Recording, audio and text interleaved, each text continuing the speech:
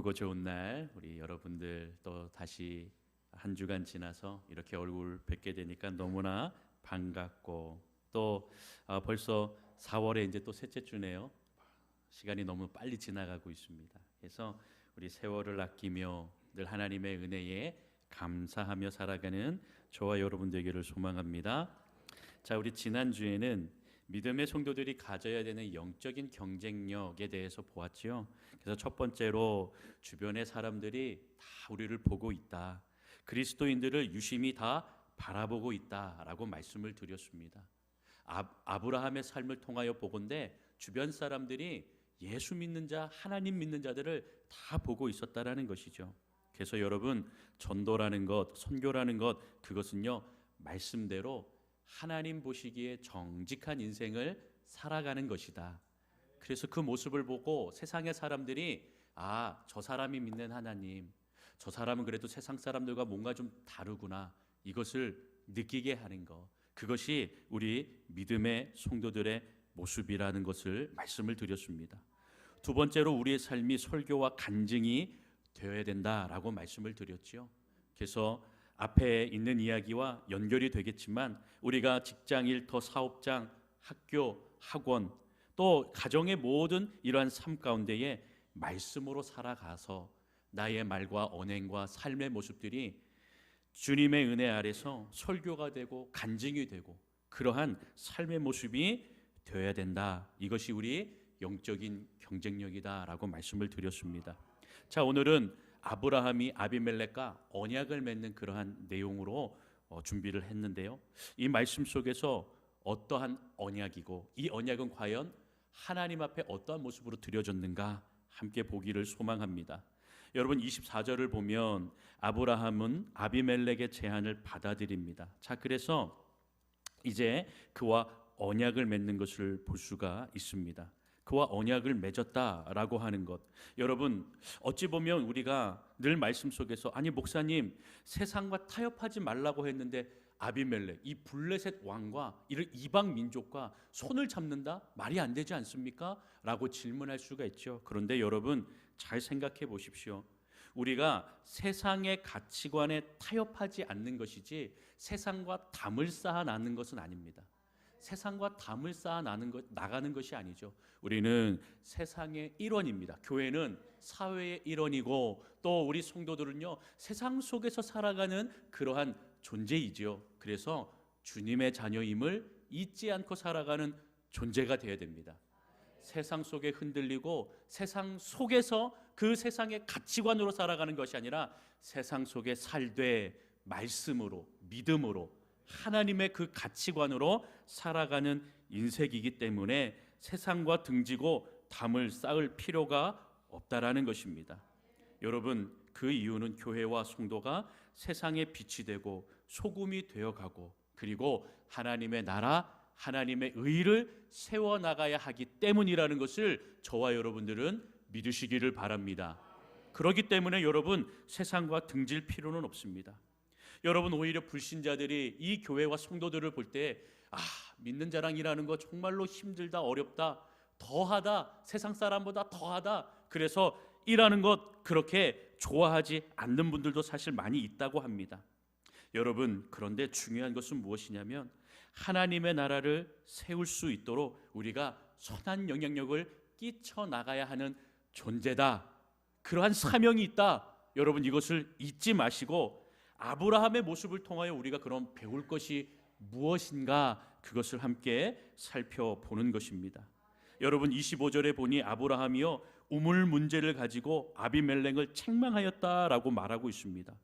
아비멜렉의 종들이 아브라함의 우물을 빼앗은 일에 관하여 아브라함이 아비멜렉을 책망하며, 여러분 그 사실 이렇게 보면 좀 주인집에 온 이 세입자가 주인에게 뭐라고 하는 겁니다. 뭐 지금은 좀 이렇게 그것이 좀 가능했지만 좀 몇 년 전만 해도 막 주인집에다 대고 뭐라고 얘기하고 뭐 권리를 행사한다고 막 이야기하면 좀 피해를 보지 않을까, 그런 생각들 많이 하지 않습니까? 뭐 지금도 여전히 그러한 모습에 있지만 아브라함은 이렇게 이야기하였습니다. 내가 우물을 팠는데 우물 팔 때마다 당신네 그 종들이 내 우물을 빼앗았습니다 라고 하면서 이 우물의 분쟁에 대한 문제를 이제 종결시키고자 이야기를 꺼내게 되었던 것입니다. 여러분, 겸손할 때 겸손해야지 잘못된 것은 분명히 말할 필요가 있는 것입니다. 우리가 겸손하고 또 내가 피해를 보면 어떡하지? 그렇게 말 못하고 있으면 여러분 계속 피해를 본다라는 것이죠.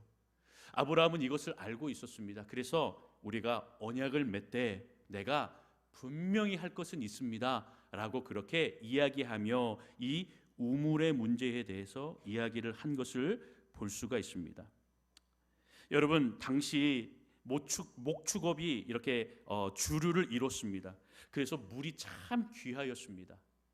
그래서 이 물은 거의 생명이었고 물을 중심으로 하여서 목축업이 또 주변에 이렇게 가족, 마을, 부락이 형성이 되었던 것을 볼 수가 있습니다. 그런데 여러분, 아브라함이 자기가 이렇게 블레셋 땅, 그랄 땅에 와서 우물을 파면서 느낀 것은 무엇이냐면 이 우물 파는 게 얼마나 힘듭니까? 지금은 여러분 기술이라도 좋지요. 그때는요, 뭐 우물을 파는 기술이 있었겠습니까? 물론 기술이 있었겠지만 그 파는 과정이 너무나 힘들고 어려웠을 것입니다. 여러분, 뭐 1m, 2m 판다고 물 나옵니까? 아니죠. 또 여기는 사막입니다. 얼마나 깊숙이 파야 됩니까? 한 10m, 20m 그렇게 파야 돼 물이 이제 솟아나오고 올라오는 것입니다. 여러분, 판다고 물이 나옵니까? 아니죠. 여러분, 그런데 아브라함은요, 물을 팔 때마다, 우물을 팔 때마다 물이 솟아나왔습니다. 여러분, 물이 솟아나올 때마다 이제 하나님께서 또한 이 물을 통하여서 내 목축업을 또 우리 사업을 하나님께서 축복하시는구나, 그렇게 느끼고 감사했지요. 그런데 여러분, 그때 아비멜렉의 종들이 이렇게 보고 있다가 저 아브라함이 또 땅 파니까 물이 솟아나는구나, 저것도 뺏자라고 하며 괜히 와서 툭툭 건드리고 텃세 부리고 그러면서 이 우물을 뺏어나갔던 것입니다. 그렇게 여러분 하였던 모습들이 한두 번이 아닌 것이죠. 그렇게 피해를 보고 그렇게 나아갔던 그 삶의 모습을 보면서 억울함도 있었고, 참 이방인의 삶이라는 것이 이런 거구나, 참 이러한 모습이 있구나. 여러분, 그런 것 같습니다. 교회에 오고 새로운 그러한 새신자들이 교회에 왔는데 내가 신앙, 믿음, 생활 잘 해야 되는데 이 교회에 기존에 있던 성도들이 텃세 부리고 그러면 얼마나 여러분 마음이 허한지 모릅니다. 또 괜시리 내가 괜히 왔나, 뭐 이런 생각도 든다라는 것입니다. 여러분, 그러니까 우리 교회 새 가족이 오고 새 신자 왔을 때 늘 따뜻함으로 또 기쁨으로 맞이해주는 저와 여러분이 되기를 소망합니다. 그것이 선한 영향력을 끼쳐나가는 주님의 귀한 자녀들의 모습입니다. 여러분, 사실 뭐 저도 담임 목사로 왔지만 이제 2년이 지나고 3년 차입니다. 여전히 아직도 새 가족의 모습으로, 새 가족의 마음으로 교회를 나옵니다. 여러분, 그래서 이제 저도 이제 한 3년 차가 되니까 이제 조금씩 적응이 되는 것 같아요. 길도 많이 눈에 익어졌고 우리 성도님도 한 분 한 분도 더 읽어졌고, 여러분, 그러한 모습 가운데에 내 교회다, 내가 참 여기에 뿌리를 내리고 내가 참 감사하다, 그런 마음이 들 수 있도록 우리 한 분이 교회에 정착하는 것은 그만큼 시간이 든다라는 것이죠. 그러니 여러분, 텃세 부리는 것이 아니라 우리가 함께 믿음의 성도로서 잘 성장해 나갈 수 있도록 함께 기도해 주는 것, 그것이 여러분 정말로 중요하다라고 하는 것입니다. 자, 이렇게 아브라함은 텃세에, 이 아비멜렉의 종들의 텃세에 밀려서 아브라함은 억울함도 느꼈고, 괜히 왔나, 내가 여기를 떠나야 되는 것인가, 이거 참 어떻게 해야지 하는 그런 억울함 속에 있었는데, 마침 아비멜렉이 자기가 먼저 손을 내밀고 평화 협약을 맺자고 하니까 좋은 기회다 싶어서 이때 이 이야기를 한 것입니다.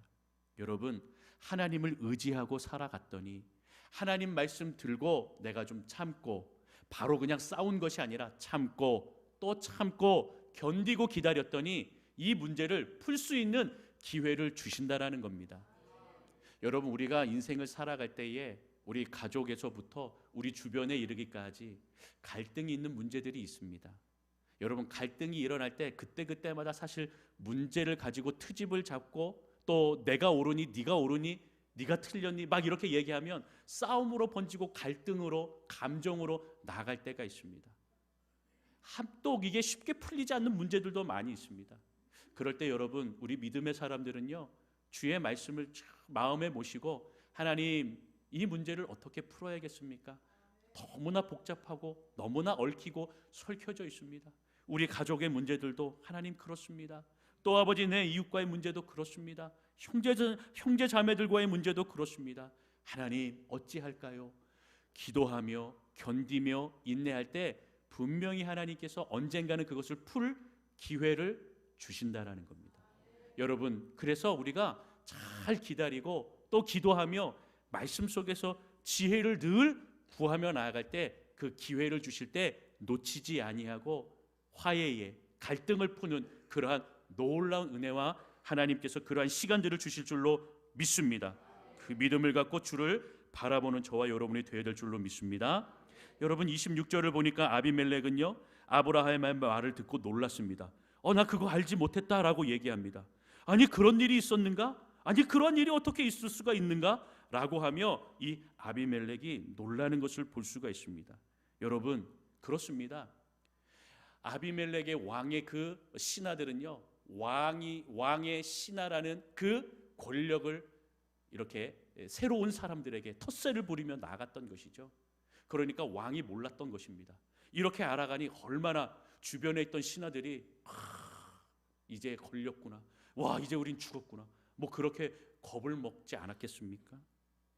여러분, 그러한 모습이라는 것입니다. 언젠가 이것이 들통나는 것이죠. 텃세 부리고 잘못 부리고 악한 모습으로 나아가면 그 모습은 분명히 드러나게 되어 있다라는 것입니다. 그래서 부당한 일들 당할 때 여러분, 하나님 의지하면서 기도하며 인내하며 견디시면 분명히 해결할 수 있도록 하나님께서 인도해 주실 줄로 믿습니다. 여러분, 그런데 아브라함은요, 끝까지 추궁하지 않았습니다. 여러분, 27절을 보십시오. 아브라함이 양과 소를 가져다가 아비멜렉에게 주고 두 사람이 서로 언약을 세웠다라고 말씀하지요. 더 이상 큰 이야기 하지 않았습니다. 더 이상 막 물고 늘어지지 않았습니다. 오히려 자신의 양과 소를 누구에게 줬다고요? 아비멜렉에게 주었다라고 말하고 있습니다. 여러분, 여기서 아브라함의 지혜를 우리가 엿볼 수가 있습니다. 오늘날 우리가 세상 사람들과 자꾸 분쟁이 해결되지 않는 이유는 무엇입니까? 어디까지 해야 될까? 어디까지가 이렇게 우리가 선을 지켜야 되는 것인가? 어디서 멈춰야 되는가? 여러분, 거기에 대한 지혜가 우리에게 필요하다라고 하는 겁니다. 100% 내가 만족하기 위해서 그냥 끝까지 물고 그냥 늘어지는 그러한 모습으로 나아가는 것, 그게 좋은 건지 어떤 건지 참 알 수가 없습니다. 그런데 여러분, 때로는 멈추는 아량이 있어야 됩니다. 그리고 베풀 수 있는 넉넉한 마음도 있어야 하는 것입니다.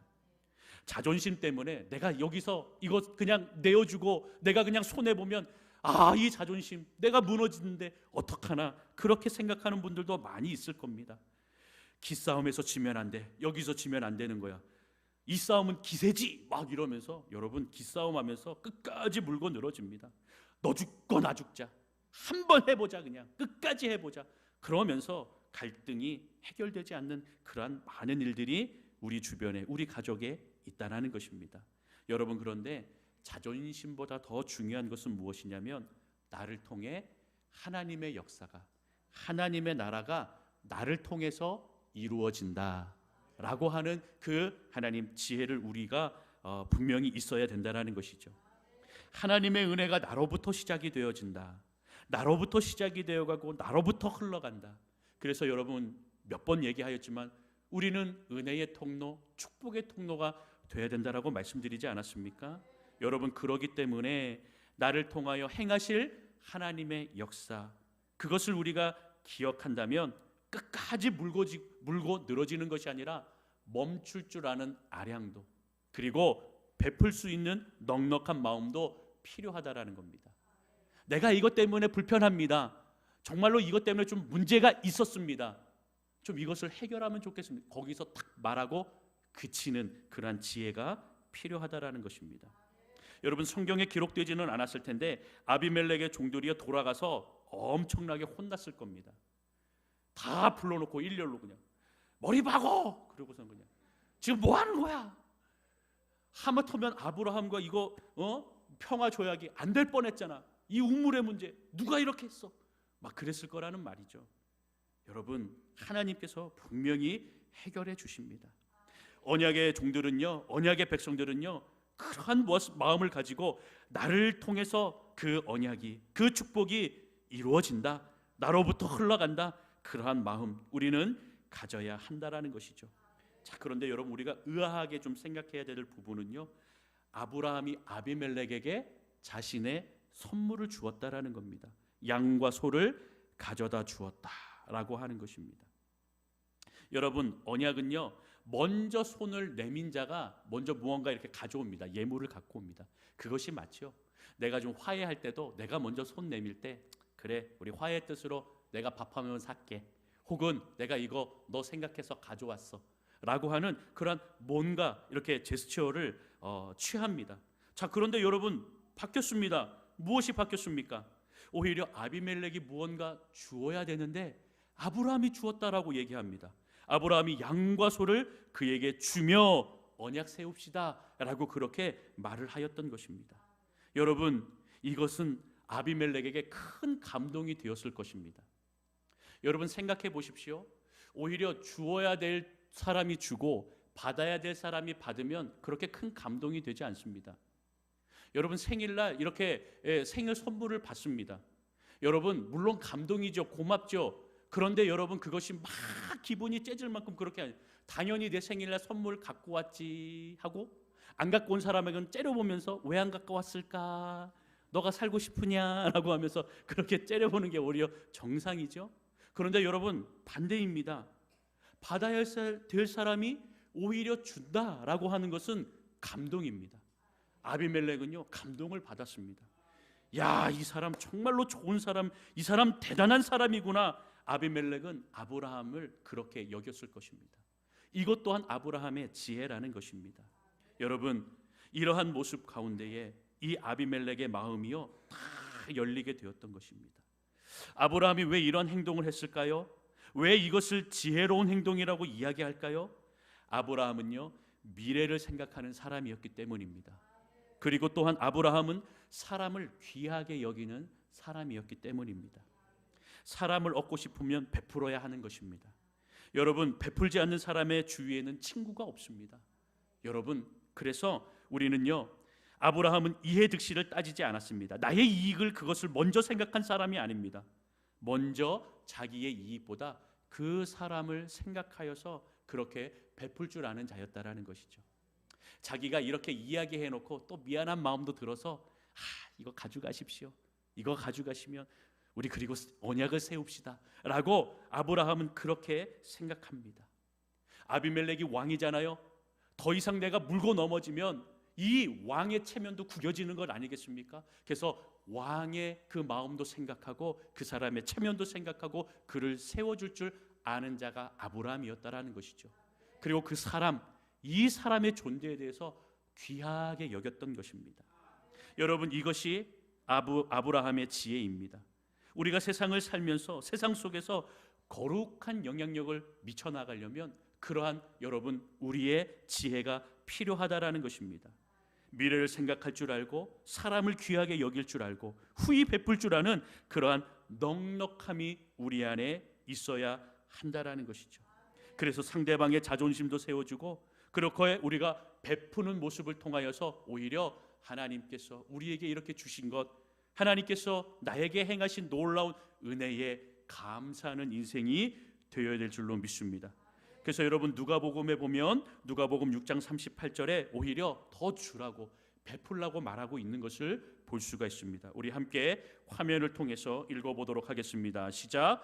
주라, 그리하면 너희에게 줄 것이니 곧 후히 되어 누르고 흔들어 넘치도록 하여 너희에게 안겨주리라. 내가 헤아리는 그 헤아림으로 너희도 헤아림을 도로 받을 것이니라. 아멘. 여러분, 축복은요 다시 되돌아오게 되어 있는 겁니다. 내가 섬기고 내가 은혜를 끼치고 내가 그러한 은혜의 통로가 돼서 축복을 주려 하였지만 그 축복을 오히려 내가 더 감동으로 받게 된다라는 것입니다. 이것이 영적인 원리입니다. 이것이 성경적인 축복의 원리라는 것을 잊지 않는 저와 여러분이 되기를 소망합니다. 그래서 여러분, 저와 여러분뿐만 아니라 우리 젊은, 우리 어린 자녀들도 이것을 좀 가르쳐야 되는 것이죠. 어린 청년들이 또 우리 어린 학생들이 이것을 알기를 원합니다. 학생 때부터, 청년 때부터 이것이 좀 훈련되면 좋을 것 같습니다. 여러분, 세상에서는요 한 푼이라도 저축해라, 한 푼이라도 아껴 써라, 그래야 더 우리가 나중 미래를 향해서 더 좋게 되지 않겠느냐라고 말하지요. 여러분, 이것이 세상의 방법이고 또 그렇게 가르칩니다. 저도 그렇게 가르쳐 왔고, 그러나 여러분, 성경적인 축복의 원리는 무엇입니까? 주님께 드려라, 주님 앞에 드려야 한다. 11조 드리고 감사하고 구제하고 나누는 것, 이것이 세상의 법칙을 뛰어넘는 하나님의 수학적인 법칙이다, 축복의 법칙이다 라고 말하는 겁니다. 세상은 1 더하기 1이 2라고 가르칩니다. 그러나 여러분, 하나님께서는요 베풀고 오히려 더 나누고 그 1 더하기 1이 2가 아니라 0이 되도록 하고, 그렇게 베풀면 하나님께서 더 놀라운 축복으로 함께 해주시겠다라고 분명히 말씀하고 있습니다. 여러분, 작년에도 우리 청년 중에 하나가 자기가 아르바이트하고 열심히 그렇게 돈을 모아서 그렇게 한 달 동안 벌었죠. 1달 동안 벌었죠. 그런데 그것을요 하나님 앞에 귀하게 11조로 드렸던 이야기를 제가 드렸습니다. 얼마나 하나님께서 그 축복으로 그 삶을 인도해 주시겠습니까? 그의 그 고백이, 그의 인생의 그 고백이 앞으로 모든 삶에서 그의 인생의 기준이 되고 하나님을 바라보는 삶의 기준이 된다라는 것입니다. 여러분, 우리는 잘 알죠. 성경에서 오병이어의 역사가 있습니다. 여러분, 그 오병이어의 역사, 물고기 2마리와 떡 5개로 하나님께서 5,000명을 먹이시고 몇 광주리를 남기셨습니까? 12광주리나 남기셨습니다. 이것이 하나님의 축복의 원리입니다. 이것이 하나님의 수학의 법칙입니다. 우리 세상의 수학의 법칙과 너무나 다르죠. 여러분, 그러기 때문에 우리가 그러한 인생이 되어야 됩니다.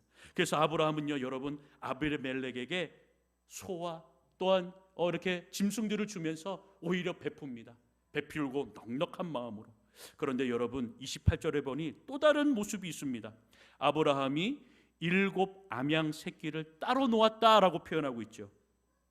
여러분, 이 따로 모았다, 왜 따로 모은 것입니까? 이것을 통하여서 어떻게 합니까? 이제 우물 이 분쟁에 대해서 완전히 종결하기 위해서 암양 7마리를 또 따로 준비한 것을 우리가 볼 수가 있습니다. 여러분, 그래서 이제 이것으로 증거를 삼자라고 아브라함이 30절에 말하고 있죠. 아브라함이 이르되 너는 내 손에서 이 암양 새끼 7을 받아 이제 우물 판 증거를 삼으라. 더 이상 이 우물 이제 빼앗기지 않도록 이제 우리가 이 우물의 문제, 분쟁을 완전히 여기서 종결합시다라고 말하는 것이죠. 그러니까 아비멜렉과 아브라함의 이 언약에 대한 문제는 이미 양과 소를 통하여서 함께 언약을 맺었고, 또 이 암양 7마리를 통하여서 따로 우물에 대한 문제도 해결하기를 원하였다라는 것입니다. 그만큼 이게 정말로 예민한 문제였던 것입니다. 그만큼 분쟁의 거리, 전쟁으로도 이게 이렇게 퍼져나갈 만큼 아주 예민한 문제였다라는 것이죠. 그래서 아브라함은 겸손한 마음으로 또 암양 7마리를 또 준비해서 따로 이 문제를 풀어 나아가는 모습을 보여주고 있는 것입니다. 여러분, 이것이 가능했던 이유가 무엇입니까? 바로 이미 아비멜렉에게 큰 감동을 주었기 때문입니다. 어떻게 해요? 받아야 될 그 아브라함이 오히려 아비멜렉에게 어떻게 했다고요? 양과 소를 주므로 이 아비멜렉이 감동을 받았습니다. 그러니까 마음의 문이 활짝 열린 겁니다.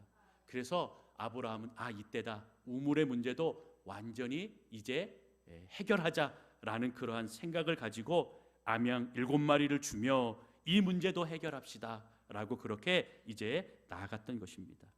여러분, 우리가 잘 알듯이 우리 지난번에도 함께 이야기하였지만 여러분, 관계 지향적인 사람이 될 것인가, 목적 지향적인 사람이 될 것인가?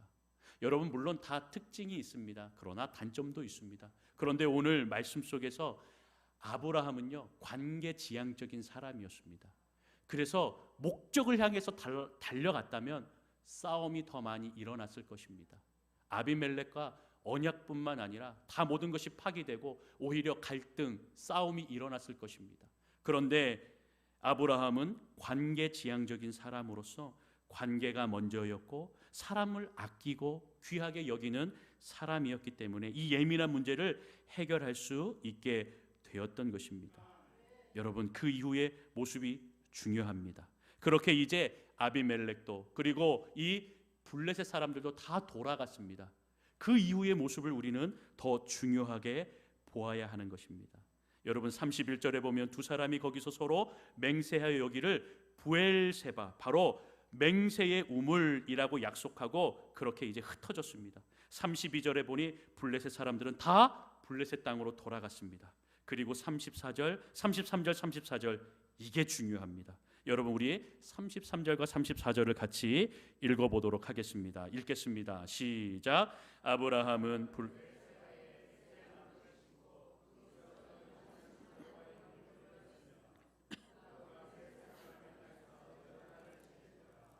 아멘. 여러분, 어떤 나무를 심었다고요? 에셀 나무를 심었다. 제가 에셀 나무를 사진으로 좀 준비하였습니다. 에셀 나무는요, 이렇게 상록수처럼 아주 큰 나무, 튼튼하다라고 합니다. 생명력도 길고 나무도 굉장히 튼튼하고, 그리고 사막에서도 잘 살 수 있는 그러한 튼튼한 나무입니다. 그래서 그늘을 형성하고 사람들에게 사막을 오고 가고 할 때 그늘이 되어주는 아주 좋은 나무, 그것이 에셀 나무입니다. 여러분, 그런데 이 에셀 나무를 왜 거기에 심었습니까? 에셀 나무가 상징하는 것은 무엇이냐면 변함없는 하나님의 은혜, 이것을 상징합니다. 그래서 여러분, 이 부엘세바에 이제 블레셋 사람들이 가고 거기다가 에셀 나무를 심습니다. 에셀 나무가 무엇을 상징한다고요? 변함없는 하나님의 은혜. 여러분, 사람과의 언약은 언제든지 깨어질 수 있다라는 것이죠. 사람들은 마음이 연약하여 언제나 변심할 수 있다라는 겁니다. 그래서 이 변함없는 이 언약이 잘 유지될 수 있도록 하나님 앞에 들여나갔던 것을 볼 수가 있습니다. 내가 아비멜렉과 평화 조약은 맺었지만 하나님, 나는 하나님을 의지합니다. 아버지 하나님, 인간의 약속은 영원하지 않지만 영원하신 하나님과 내가 언약을 맺기를 원합니다. 그래서 에셀나무를 세워놓고 거기에서 하나님 앞에 영원히 내가 하나님의 이름을 불렀다라고 그렇게 아브라함이 또 말씀 속에서 우리가 볼 수가 있는 것입니다. 사랑하는 성도 여러분, 하나님이 지켜주신다, 하나님이 인도하신다, 영원하신 하나님께서 우리의 그 언약의 주인이시다, 그것을 잊지 않는 저와 여러분들이 되기를 소망합니다. 저와 여러분도 세상 사람들과 계약을 맺고 나아가지만 아브라함과 같은 믿음과 마음으로 하나님을 늘 의지하는 저와 여러분이 되기를 주의 이름으로 축원합니다. 세상 사람들과의 약속을 믿는 것이 아니라 영원하신 하나님의 인도하심, 보호하심을 구하며 믿음으로 나아가는 저와 여러분들이 되어진다면 하나님께서 이 세상의 삶 가운데에 저와 여러분들을 인도하시고 붙들어 주시고 억울한 일도 당하고 배신도 당하는 그러한 일들이 있겠지만 하나님은 영원하시고 변함없으셔서 저와 여러분들을 붙드시고 힘 주시고 은혜 주시고 다시금 일어날 힘도 주실 줄로 믿습니다. 그 주님을 온전히 믿고 주 바라보는 저와 여러분이 되시기를 주님의 이름으로 축원합니다. 기도하겠습니다.